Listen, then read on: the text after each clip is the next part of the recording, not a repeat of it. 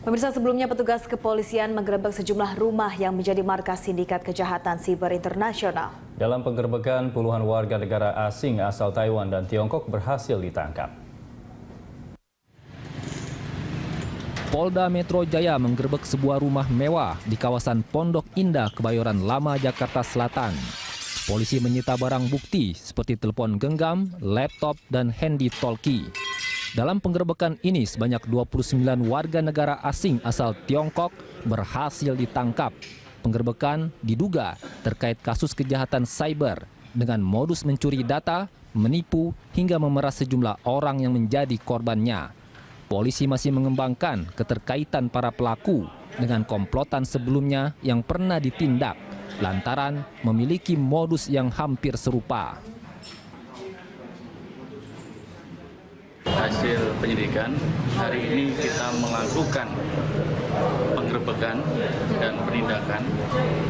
Hasil penindakan kita temukan ada 29 warga negara Cina, ada 12 perempuan dan 15 laki-laki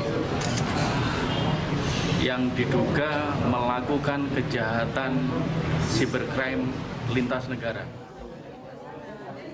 Sementara di Surabaya, Jawa Timur, tim Satgas Khusus Gabungan Polda Metro Jaya dan Polda Jawa Timur juga menggerebek 4 rumah mewah di kawasan Mutiara Graha Family, Surabaya.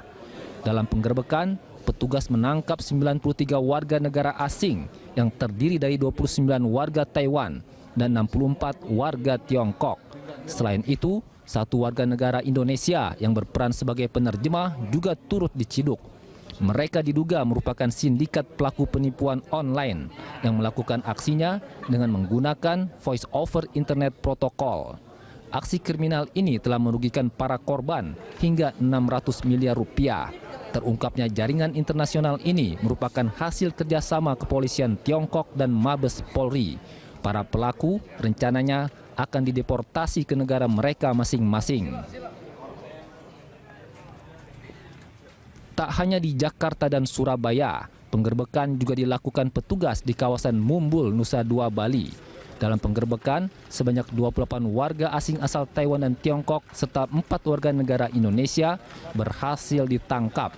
Mereka diduga adalah anggota sindikat penipuan cyber. Petugas juga menyita sejumlah barang bukti berupa pesawat telepon dan laptop. Ketua Tim Penindakan Satuan Tugas Khusus Mabes Polri Wilayah Bali, Kombes Pol Tonagogo Sihombing menyatakan para pelaku diduga telah beroperasi selama setahun dengan meraup keuntungan hingga 20 triliun rupiah. Target penipuan mereka adalah warga asal Tiongkok dan Taiwan yang memiliki riwayat kasus hukum. Para pelaku sedianya akan dideportasi ke negara asal mereka. Tim Liputan Berita 1. Modus kejahatan sindikat siber asal Tiongkok dan Taiwan yang diringkus di sejumlah daerah diketahui memiliki kemiripan dengan kelompok yang pernah ditangkap sebelumnya. Mereka umumnya melakukan penipuan dan pemerasan terhadap para korban yang berada di negara asal mereka. Berikut gambaran modus operasi yang mereka lakukan.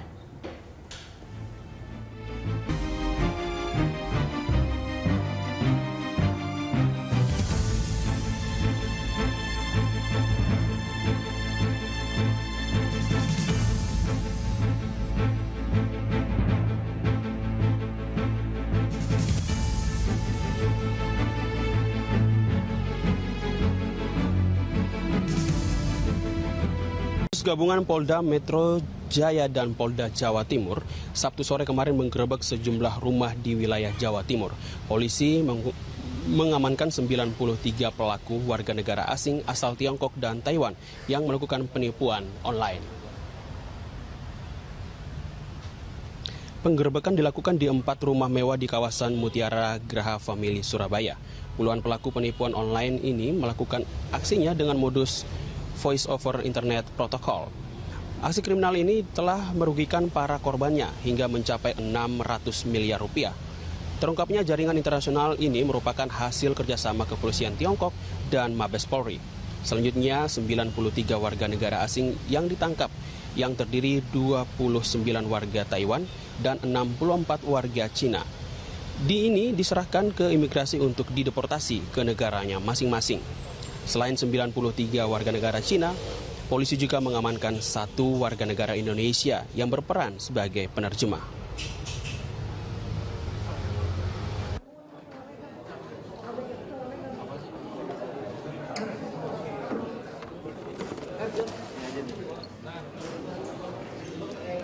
Karena mereka sebagian besar memang tidak bisa jangankan bahasa Indonesia, bahasa Inggris pun mereka tidak lancar. Itu kemungkinan korban mereka adalah orang-orang yang keturunan Cina, yang bisa bahasa Cina, sehingga mereka bisa berkomunikasi.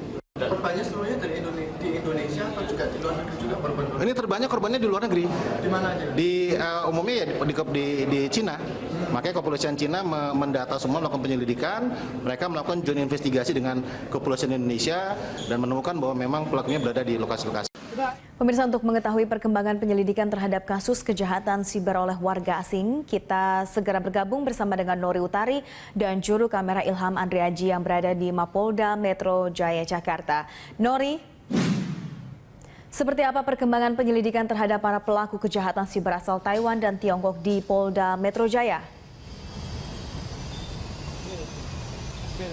Iya, Yasi, warga negara asing asal Tiongkok dan Taiwan yang telah ditangkap di Surabaya terkait dengan kasus dugaan jaringan kejahatan cyber yang ditangkap pada Sabtu kemarin ini telah tiba di Polda Metro Jaya, Jakarta pada sore ini, tepatnya tadi pada pukul 15.30 waktu Indonesia Barat.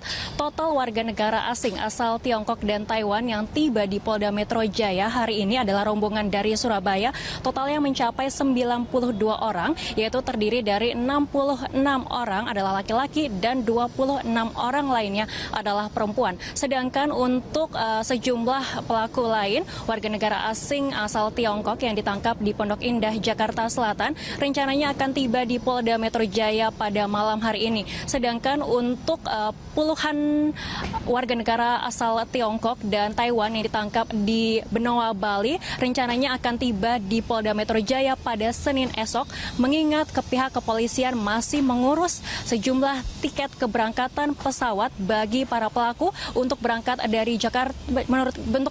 dari Bali menuju Jakarta. Keterangan yang kami terima dari Kabid Humas Polda Metro Jaya, Argo Yono, ia mengatakan bahwa sebelum seluruh pelaku ini dibawa ke Polda Metro Jaya, seluruh pelaku sudah melalui identifikasi lebih lanjut oleh pihak kepolisian, yaitu pengambilan foto dan juga sidik jari di 3 lokasi pengamanan di tempat masing-masing. Selain itu juga Argo mengatakan para pelaku yang merupakan warga negara asing ini diduga terlibat dalam kasus dugaan jaringan jaringan kejahatan cyber internasional dengan menggunakan modus yaitu berupa pemberian ancaman melalui via telepon kepada para korbannya. Dan saat ini karena penangkapan dilakukan di wilayah Indonesia, maka jalur hukum yang akan digunakan adalah jalur hukum Indonesia. Namun dari pihak Polda Metro Jaya masih terus melakukan komunikasi dengan imigrasi Tiongkok karena masih membuka kemungkinan nantinya seluruh para pelaku ini akan dibawa ke Tiongkok untuk melalui proses hukum di Tiongkok tersebut. Ya sih. Ya, selanjutnya barang bukti apa saja yang berhasil diperoleh dalam penyelidikan? Nori.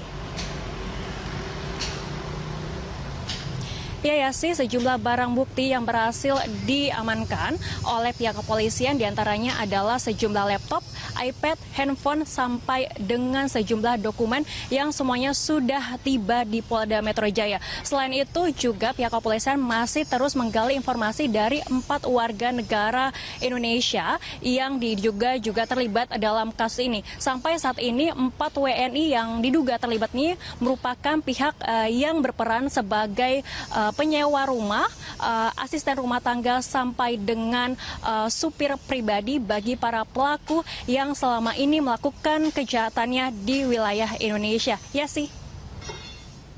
Baik, terima kasih Nori atas informasi Anda. Pemirsa, demikian tadi Nori Utari dan juru kamera Ilham Andriaji melaporkan langsung dari Mapolda Metro Jaya, Jakarta.